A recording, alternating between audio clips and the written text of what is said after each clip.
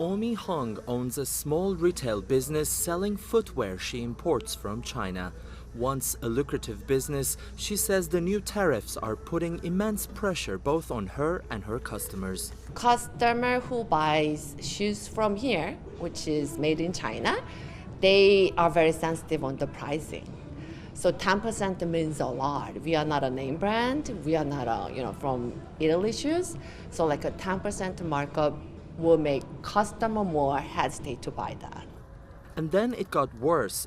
After threatening a 10% tariff, President Trump raised it to 15%, targeting a vast number of items from footwear to TVs and smartwatches starting September 1st, and many types of apparels, toys, laptops, and cell phones starting mid-December.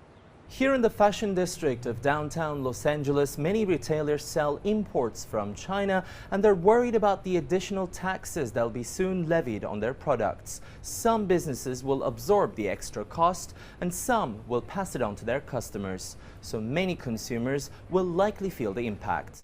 Hundreds of American companies urged U.S. President Donald Trump on Wednesday to cancel the proposed higher tariffs on Chinese imports.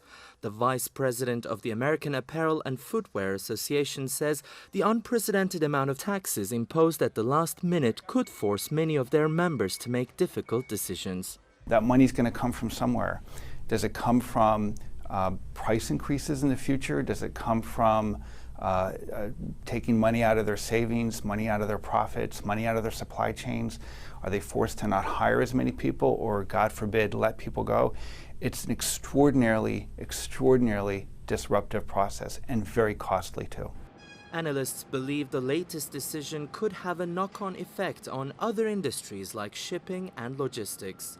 And while it's possible the world's two largest economies can absorb the short-term impact of these tariffs, many fear that a continued escalation could have far-reaching consequences. One of the reasons why people think there'll be a recession next year is that there's some negative effect on the U.S. economy, negative effect on the Chinese economy, but the knock-on effects on the global economy, which are kind of more dependent on trade than either U.S. or China, are going to be large, especially for Europe and Japan.